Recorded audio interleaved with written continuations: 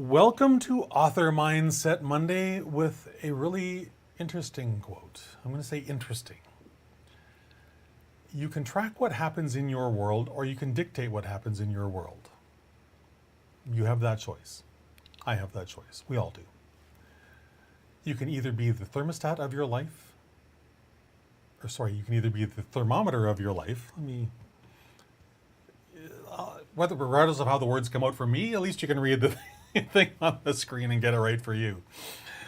You can be the thermometer of your life, or you can be the thermostat. Which one will you be today? Which one are you today? Interesting question, isn't it? Am I the thermometer or the thermostat? Am I fluctuating with whatever way the wind is blowing or the sun is shining or not? Or am I setting my own course and making my own decisions based on the best information I have available for me today? Great question. Really great question. Hello, my name is Christopher Diarmani. It is my pleasure, it is my passion, it is my purpose to help aspiring Christian nonfiction writers to share their trauma to triumph journey using a complete, detailed roadmap for writing success so they can make the impact they know they were born to make. And if you want to make an impact in the world, these are some of the questions I think you need to ask and answer. More importantly, answer. Will you stand up for your ideas and your beliefs, or will you bend to the latest passing whim about whatever the subject matter is that you're addressing? Will you stand tall and courageous, or will you cower under the assault of someone who doesn't know what they're talking about in the first place? Because that's kind of the court of public opinion these days. There's a lot of people spouting a lot of nonsense about a lot of things. And unfortunately, there's too many people listening to that garbage. It really is a shame. But no matter which choice you make, someone is going to be displeased with you. So I would rather have someone be displeased with me for taking a courageous stand for what I believe in than for being displeased with me because I cowered in a corner and did whatever the easier, softer path was where there was less resistance. Because then I have to live not only with their disappointment in me, I have to live with my own disappointment in myself. I don't have to be disappointed if I stand up, make a stand for what I believe, and do not waver. Whether I'm successful or not doesn't matter. At least I can stand before Him and go, I did the right thing, Lord. Didn't work out the way I was hoping, but I did the right thing. And maybe there was a not yet instead of a hard no. And that standing up at that point in time is the one thing that'll be required to help you stand up that next time, where everything will change. Yeah, that's fun. That's fun. And here's the thing that I would ask you to rely on, depend on. God commands you to be courageous. God commands you to be unafraid. He does this repeatedly throughout the Bible. And He rewards you for your faithfulness on those fronts as well, as Proverbs 16:9 explains. A man's heart plans his way, but the Lord directs his steps. We make the very best plans we possibly can, and we execute those plans to the very best of our ability. And then God will direct us to make the little small changes in course, those little course corrections that we need along the way, so we get to that destination that He wants for us. It sounds simple in one hand, and it sounds completely insane on the other, I think.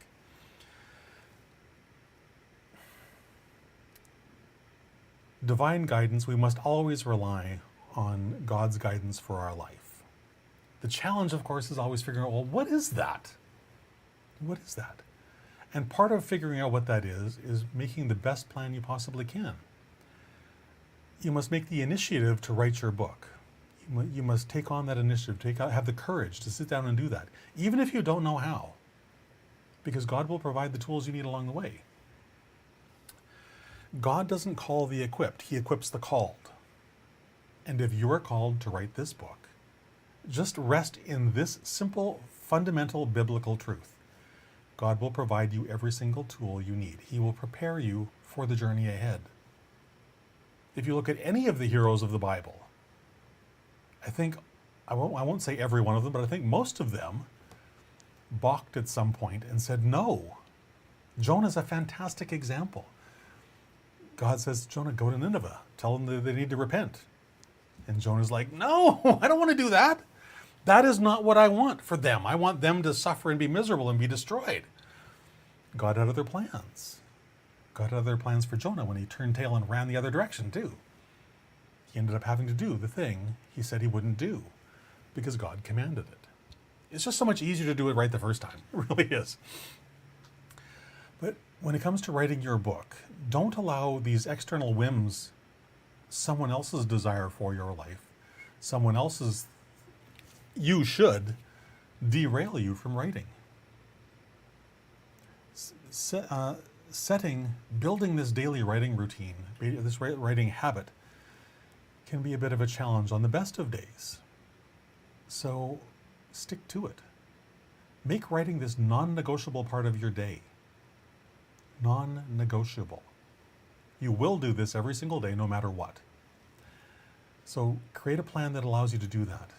Schedule those appointments into your day, and then follow that plan faithfully, courageously. Willingly is good too.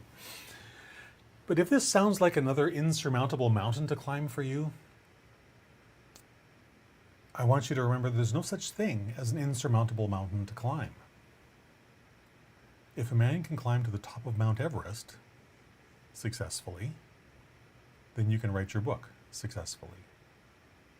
Because the journey to the top of that mountain and the top of your mountain are exactly the same.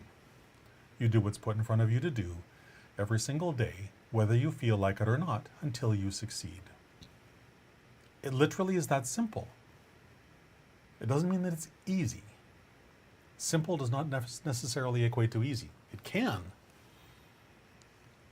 but not necessarily. This is how you climb your personal Mount Everest. And if you don't know how to climb your personal Mount Everest today, then I highly encourage you to go check out Christian Writer Unstuck. Go to christianwriterunstuck.com and see if this is right for you. Go to God in prayer after you've read the page and ask him 2 questions, 2 really simple questions. God, is this the right thing for me? And you'll get one of 2 answers, yes or no. If it's a no, great. You know that this isn't the right thing for you. Go off and find the thing that is right for you. Go off and find the writing mentor that is right for you. But if it is a yes, great. Then ask another question. Because the first part of your problem is solved. You've actually found someone that God says can help you. That's wonderful. But question number 2 is this. God, is this the right thing for me right now? Because the answer to that may be no. Yes is the right thing, but not right now. And if that's the case, great, you have clarity on where you're at this point. Right now is not the right time. But maybe the clarity is yes, this is the right thing, and yes is the right thing right now. And if that's the case, go grab your ticket, and I will see you on October 19th, where I will blow open those doors of possibility for you in ways that I don't think you can imagine right now. And it's going to be really, really fun.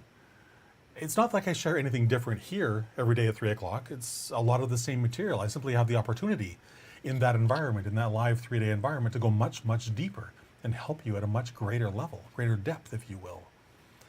And it's really fun because for me, I get to watch you have the doors of possibility explode. That's fun. That's just fun. Watching that shift from I don't know how to,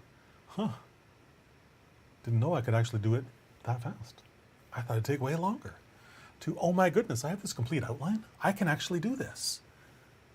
And the next couple steps too, to, well, not only can I do it, I really must do this. I really should do this.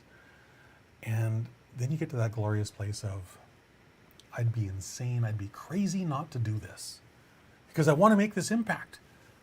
And there's the pathway right here in front of me. It'll take me 3 days to design my complete, detailed roadmap for writing success so I can do this year. Yeah, it's fun. It's a lot of fun. But whether this is the right thing for you or not, I would love to see you here again tomorrow at 3 o'clock, because every day I share another little tidbit of information, another great idea, and a couple of ideas for how to implement that beautiful principle into your life. I do that every day at 3 o'clock. So I would dearly love to see you there as well. All right, have a fantastic rest of your day. I'll see you tomorrow, and perhaps I'll see you in October if it's the correct thing for you. Bye for now.